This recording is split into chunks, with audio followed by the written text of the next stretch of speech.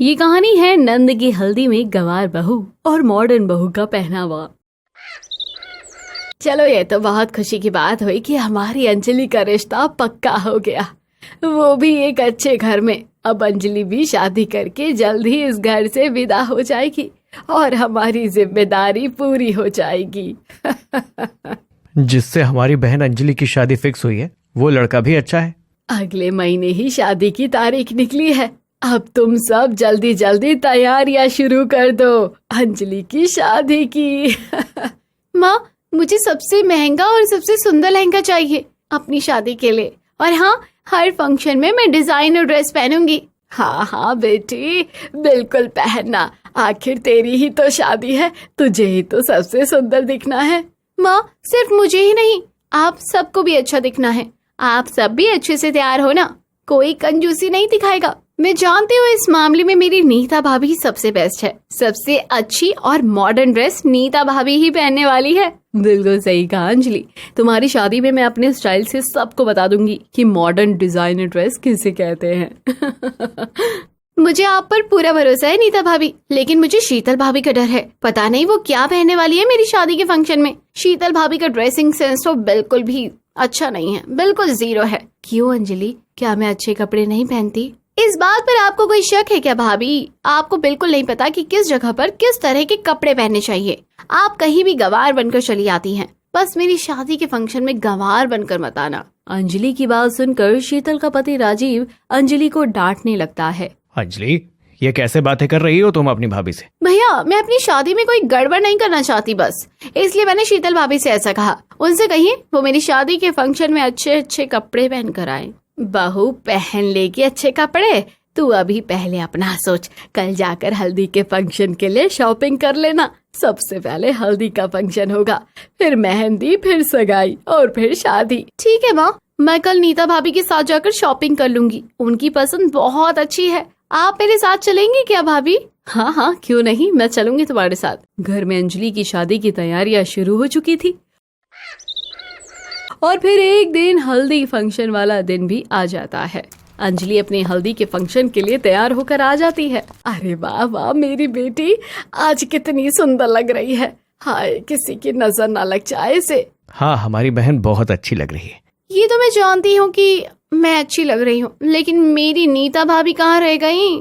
जिस वक्त अंजलि अपनी नीता भाभी को याद कर रही थी, उस वक्त नीता अपने ही एक अलग ही चाल में व्यस्त थी। अच्छा, तो वहाँ शीतल ये पहनने वाली है अंजलि की हल्दी में। वैसे ये साड़ी लग तो अच्छी रही है, लेकिन अब और अच्छी नहीं रहेगी, क्योंकि मैं नहीं चाहती कि किसी भी फंक्शन में मेरे से ज्यादा कोई भी मेहमान किसी और को देखे, और खास तौर पर शीतल को। नीता अपने इस इरादे के साथ शीतल की साड़ी पर नीला रंग डाल देती है, उसे बुरी तरह से खराब कर देती है। नीता के कमरे से वो जाते ही शीतल के कमरे में आती है। मुझे तो अभी तैयार होना है, जल्दी से अपनी साड़ी पहन लेती हूँ, सब इंतजार कर रहे होंगे। शीतल बिना ये जाने उसकी साड़ी के साथ अभी नीता क्या करके गई है, शीतल वो साड़ी पहन लेती है और बाहर सबके सामने ऐसे ही आ जाती है। वो नीता भाभी, आप कितनी सुंदर लग रही है। आपकी ड्रेस तो कमाल की है, एकदम मॉडर्न एंड स्टाइलिश। हाँ बहू, बहुत अच्छी लग रही है तेरे ऊपर ये ड्रेस, एकदम जच रही है। मैं तो जानती थी कि मेरी ड्रेस सबसे अच्छी होगी, लेकिन जरा आप सब शीतल को भी तो देखिए, जरा नजर तो डालिए। नीता तो मॉडर्न ड्रेस पहनकर सबकी तारीफें बटोर रही थी, मगर शीतल अपनी ड्रेस में बिल्कुल अच्छी नहीं लग रही थी। शीतल भाभी, ये आप मेरी हल्दी के फंक्शन में क्या पहनकर आ गई हैं? आप तो मेरे फंक्शन में गंवार बनकर आ गई हैं, और आज हल्दी का फंक्शन है, सबको येलो कलर के कपड़े पहने थे, और आप नीला रंग कर पहनकर आ गई हैं। और आप नीला रंग पहनकर आ गई हैं। आपने मेरे फंक्शन की सारी रौनक खराब कर दी। बहू, आज तो कम से कम अच्छे कपड़े पहन लेती ना तू, सारे मेहमानों के सामने हमारी नाक कटवा कर रख दी। अंजलि और सुनीता के साथ साथ आसपास के मेहमान भी शीतल के कपड़ों के बारे में बातें करने लगते हैं। देखो तो, एक बहू फंक्शन में हीरोइन लग रही है और दूसरी बहू तो ऐसी लग रही है जैसे कोई भिखारी हो। हाँ, ये शीतल तो कपड़े पहनने का इसको ढंग ही नहीं है, गंवार बनकर अपनी ननद के हल्दी फंक्शन में आ गई है, सबको शर्मिंदा कर रही है। सुनीता सबकी बातें सुन रही थी और उसे बहुत गुस्सा आ रहा था। ये साड़ी तो अच्छी खासी थी अंजलि, पता नहीं ये नीला रंग इस पर कैसे आ गया और ये यहाँ से कैसे फट गई। अब तुम इस बारे में अंजलि को क्या सफाई दे रही हो? अब जब तुम्हें इस बात की समझ रही हैं कि कब कहाँ क्या पहनना चाहिए, कैसे रहना चाहिए, नीता भाभी सही कह रही हैं। अच्छा चलो अब हल्दी का फंक्शन शुरू करते हैं, बहुत तमाशा हो गया आज। हाँ माँ। इसके बाद अंजलि का हल्दी का फंक्शन शुरू होता है और घर के सब लोग एक एक करके अंजलि को हल्दी लगाते हैं। जब नीता अंजलि को हल्दी लगाने आती है तो अंजलि एक बात नोटिस करती है कि नीता के हाथों में नीला रंग लगा होता है। ये क्या भाभी, आपके हाथ पर नीला रंग कैसे लग रहा है? अरे ये रंग मेरे हाथ पर कब लग गया? मैंने तो शीतल की साड़ी पर बहुत ध्यान से रंग डाला था। अब क्या करूं, क्या कारण बताऊं मैं अंजलि को इस बात का? क्या हुआ भाभी, चुप क्यों खड़ी हो? पता नहीं कहाँ से ये रंग लग गया। तुम भी ना कहाँ इन बातों पर ध्यान दे रही हो? तुम अपनी हल्दी का फंक्शन एंजॉय करो ना अंजलि। ये बात तो आप ठीक कह रही हैं, मगर ना जाने क्यों मुझे नीला रंग बिल्कुल शीतल भाभी की साड़ी के रंग जैसा लग रहा है। अंजलि की बात सुनकर एक बार को नीता घबरा जाती है और उसके मुंह से ये बात निकल पड़ती है, नहीं नहीं, मैंने शीतल की साड़ी पर कोई रंग नहीं डाला है। शीतल भी वहीं पास खड़ी थी, इसलिए शीतल भी नीता की बात सुन लेती है। क्या कह रही हो नीता दीदी? कुछ नहीं कहा, मुझे लगता है हमें फंक्शन पर ध्यान देना चाहिए। शीतल भाभी आप एक बात बताइए, क्या आपकी साड़ी का रंग सही में पीला था? हाँ अंजलि, मैं इस बारे में झूठ क्यों बोलूंगी, और मुझे तो ये भी नहीं पता चला कि मेरी ये साड़ी यहाँ से फटी कैसे है। तो इसका मतलब नीता भाभी, क्या आपने शीतल भाभी की ड्रेस का ये हाल किया है? नहीं नहीं, तुम ये क्या कह रही हो? मैं ऐसा क्यों करूंगी? क्योंकि मैंने आपको कमरे में कहते हुए सुना था कि आज के फंक्शन में तो मैं ही तारीफें बटोरूंगी, और उस वक्त मैंने आपके हाथ में एक कटर भी देखा था। हालांकि मैंने उस बात को उस टाइम नजरअंदाज किया, लेकिन अब सारी बातें यही दर्शा रही हैं कि शीतल भाभी की ड्रेस का जो हाल हुआ है वो आपने ही किया है। क्या ये सच है? हाँ ये सच है, मैंने ही किया है। आखिरकार नीता अपने मुंह से सच बोल ही देती है, जिसके बाद सारे घर वाले हैरान रह जाते हैं। बहू, हमें तुमसे ये उम्मीद नहीं थी। तो आखिरकार आपकी जुबान पर सच आ ही गया। ये आपने बिल्कुल ठीक नहीं किया नीता भाभी। लेकिन मैं क्या करती, मुझे इस घर की सबसे अच्छी और मॉडर्न बहू जो दिखना था। अच्छा कोई बात नहीं नीता, तुम ही इस घर की सबसे मॉडर्न और स्टाइलिश बहू हो, ये सब जानते हैं। मैं बेकार में ही शीतल भाभी को दोष दे रही थी, मुझे माफ कर दो शीतल भाभी। नीता भाभी हो सकती है कि इस घर की मॉडर्न बहू, मगर आप इस घर की सबसे अच्छी भाभी हो। आपने ही तो मेरे हल्दी फंक्शन का इतना काम किया है। हाँ बहू, अंजलि ठीक कह रही है। अरे आप ये सब बातें छोड़िए और हल्दी के फंक्शन पर ध्यान दीजिए, लेकिन सिर्फ एक शर्त पर भाभी। नीता भाभी, आप मेरी शादी के सारे फंक्शन में शीतल भाभी के लिए खुद अच्छी से अच्छी ड्रेस पसंद करके लाओगी, तभी हल्दी का फंक्शन आगे बढ़ेगा। हाँ नीता बहू, बता मंजूर है तुझे? अच्छा ठीक है, मैं शीतल को ड्रेस लाकर खरीद दूंगी। धन्यवाद अंजलि। तो चलिए फिर अब मेरा हल्दी का फंक्शन शुरू करते हैं। इसके बाद अंजलि का हल्दी का फंक्शन धूमधाम से होता है। ये कहानी है काली मालकिन और गोरी नौकरानी। कहाँ जा रही है बहू? कहीं नहीं मम्मी जी, मैं बस किचन की तरफ जा रही थी काम करने। तुझे अब काम करने की कोई जरूरत नहीं है, तू कमरे में जाकर बैठ। क्यों मम्मी जी, मुझसे क्या कोई गलती हो गई? नहीं, कोई गलती नहीं हुई। तो मैं किचन का काम क्यों नहीं कर सकती? अरे बहू, हमने घर पर काम करने के लिए नौकरानी रख ली है, अब तुझे काम करने की कोई जरूरत नहीं है। अच्छा मम्मी जी? हाँ, काम वाली अभी बस आती ही होगी, वो सारा काम कर देगी। अच्छा तब ठीक है मम्मी जी। इसके बाद श्वेता अपने कमरे में चली जाती है और थोड़ी ही देर बाद घर की नई काम वाली आकर सारा काम कर देती है। शाम को खाने के वक्त, खाना तो बहुत अच्छा बना है। आज का खाना किसने बनाया है? मैंने भी अभी इस नई नौकरानी को रखा है काम पर, तो आज का खाना इसी ने बनाया है। इसका नाम नीलम है। तो आज तुमने खाना बनाया है? जी, खाना अच्छा बना है। वैसे जितना अच्छा खाना बना लेती हो तुम, उतनी अच्छी दिखती भी हो। धन्यवाद माँ। हमारे घर की नई नौकरानी तो हमारी भाभी से ज्यादा ही सुंदर है। मेरा मतलब है अच्छी है, गोरी है। हाँ काजल, नीलम को जब मैंने पहली बार देखा था ना, तो मुझे पता ही नहीं था कि ये नौकरानी है। वैसे ये बात तो सच है, नीलम को देखकर तो मैं भी धोखा खा गया था। मुझे लगा शायद ये काजल की कोई दोस्त होगी। हमें एक अच्छी नौकरानी मिल गई जो अच्छा खाना भी बनाती है और अच्छी दिखती भी है। क्यों, है ना? हाँ माँ, आपने सही कहा। घर के सब लोग तो आपस में बात कर रहे थे और नीलम भी खड़े खड़े अपनी तारीफ सुन रही थी, लेकिन घर का एक सदस्य था जो चुपचाप बैठा था, जो श्वेता थी। श्वेता घर के लोगों की बातें सुन रही थी। जिसमें कहीं ना कहीं श्वेता की बुराई और नौकरानी की तारीफें शामिल थी। मेरा खाना हो गया, मैं कमरे में जा रही हूँ क्योंकि मुझे ज्यादा भूख नहीं थी। इसके बाद श्वेता वहां से उठकर चली जाती है। अगले दिन नीलम सुबह ही तैयार होकर घर का काम करने आ जाती है। नीलम, तू आज बहुत अच्छी लग रही है। हाँ नीलम, तुम आज अच्छी लग रही हो, बल्कि आज तो तुम मेरी भाभी से भी ज्यादा अच्छी लग रही हो। धन्यवाद आप दोनों का।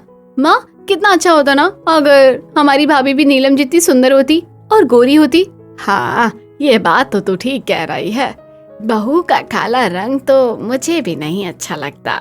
श्वेता फिर अपने काले रंग की बुराई घर के लोगों से चुपचाप सुन रही थी। आज सबके लिए क्या नाश्ता बनाऊं? जो जल्दी बन जाए वो बना ले नीलम, वैसे ही आज हमें बहुत देर हो गई है। अच्छा ठीक है। नीलम जल्दी से सबके लिए नाश्ता बनाती है। अच्छा सुन नीलम, तुझसे कुछ कहना था। जी कहिए। आज घर में कुछ खास मेहमान आने वाले हैं, तो दोपहर के खाने में कुछ अच्छा बना देना। अच्छा ठीक है। और हाँ श्वेता, मुझे तुझसे भी कुछ कहना था। हाँ बताइए मम्मी जी। तू भी आज थोड़ा अच्छे से तैयार रहना, घर में मेहमान आ रहे हैं। चाहे तो आज थोड़ी ज्यादा क्रीम लगा लेना अपना ये काला रंग ढकने के लिए। तू घर की इकलौती बहू है और मेरे बाद इस घर की मालकिन है, तो उस हिसाब से तैयार होकर आना मेहमानों से मिलने। ठीक है मम्मी जी। श्वेता को फिर अपनी सास की कही बातें दिल पर लग जाती है, लेकिन श्वेता ने इस बार भी कुछ नहीं कहा। थोड़ी देर बाद घर पर मेहमान आते हैं। मैं कब से आपका इंतजार कर रही थी, आने में बड़ी देर कर दिया आप लोगों ने। दरअसल आज हमें बहुत ट्रैफिक मिल गया था रास्ते में, इसलिए हमें देर हो गई। अच्छा, काजल जाकर अपनी भाभी को बुला, उससे कहना मेहमान आ गए हैं। और हाँ, नीलम से भी जाकर कह देना मेहमानों के लिए नाश्ता ले आए। अच्छा ठीक है माँ। थोड़ी देर में नीलम और श्वेता दोनों साथ में मेहमानों के सामने आती है। नमस्ते अंकल जी, नमस्ते आंटी जी। और आप सब दोनों कैसे हैं? मम्मी जी आपकी बहुत तारीफें करती हैं। उनकी बातें सुनकर तो मेरा मन बहुत था आपसे मिलने का। श्वेता मेहमानों से बातें करती है और नीलम चुपचाप खड़ी रहती है। वैसे संतोषी, तेरे घर की नौकरानी बातचीत में बहुत अच्छी है और तेरी बहू तो चुपचाप खड़ी है। उसने अभी तक हमसे बात नहीं की। माना कि तेरी बहू बहुत ही सुंदर है, लेकिन घमंड भी ठीक नहीं है। घर आए मेहमानों से बात ना करे। आप किसकी बात कर रही हैं? मेरी बहू इतनी देर से ही तो आपसे बात कर रही है। मैं इसकी बात कर रही हूँ, ये जो इतनी देर से चुपचाप खड़ी है। लगता है आपको कुछ गलतफहमी हुई है। ये जो चुपचाप खड़ी है ये नीलम है, जो नौकरानी है घर की, और इतनी देर से जो आपसे बात कर रही थी वो मेरी बहू श्वेता है। क्या? ये नौकरानी जैसे दिखने वाली लड़की आपकी बहू है और वो जो गोरी और सुंदर सी लड़की खड़ी है वो आपके घर की नौकरानी है? हाँ, अब क्या करे, यही सच है। हमें तो इतनी देर से यही लग रहा था कि नीलम आपकी बहू है और श्वेता आपके घर की नौकरानी। इसके बाद संतोषी बात बदल देती है। अच्छा छोड़िए जी, जो गलतफहमी होनी थी हो गई। आप कुछ खाइए, ये नमकीन बिस्कुट तो लीजिए। ये सब तो हम ले लेंगे, लेकिन एक बात बताइए, आप अपने घर काली बहू कैसे ले आए? अब क्या करूं, जब अंकित ने ही इससे शादी करने की जिद पकड़ ली थी।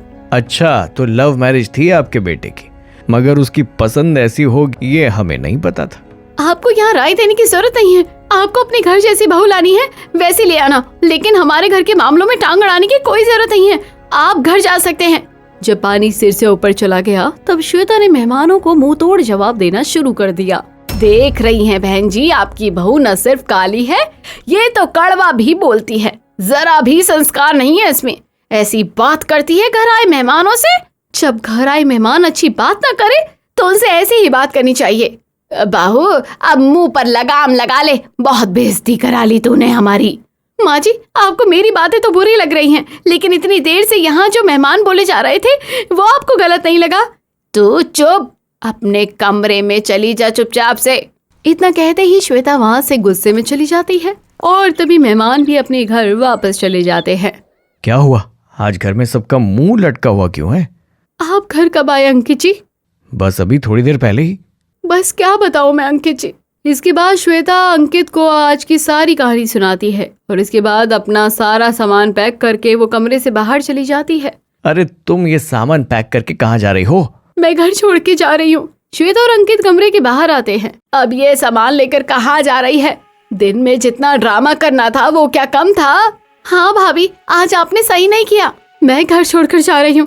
अब आप अपने घर के लिए गोरी बहू ले आना, नहीं तो अपनी नौकरानी को ही घर की बहू बना लेना। वो ज्यादा अच्छी लग रही है ना आपको। हाँ हाँ ठीक है, चली जा। अरे ये क्या कर रही हैं आप? घर छोड़कर आपको नहीं, मुझे जाना चाहिए, क्योंकि मेरी वजह से ही ये सब कुछ हुआ है। अगर मैं गोरी नहीं होती तो शायद आपको इतना सब कुछ सुनना नहीं पड़ता। आज तो जो कुछ भी हुआ है ना, वो सब श्वेता की वजह से ही हुआ है, ना कि नीलम की वजह से। जो कुछ भी हुआ है वो सिर्फ माँ और काजल और साथ ही मेहमानों जैसे लोगों की छोटी सोच के कारण हुआ है। अब इस सब में तुम दोनों खुद को दोषी मत ठहराओ। इसका मतलब तू ये कहना चाह रहा है कि हम गलत हैं? बिल्कुल, श्वेता काली हो या गोरी, इस बात से कोई फर्क नहीं पड़ता है। जब से श्वेता इस घर में आई है सिर्फ आपके ताने सुन रही है। अगर इस घर में श्वेता को कोई इज्जत नहीं दे सकता तो मैं भी इस घर को छोड़कर श्वेता के साथ जा रहा हूँ। और मैं भी अब इस घर में काम नहीं करूंगी, मैं भी जा रही हूँ। जब तीनों घर छोड़ने के लिए तैयार हो जाते हैं तब संतोषी की अक्ल ठिकाने पर आती है। अरे बेटा, ये क्या कह रहा है?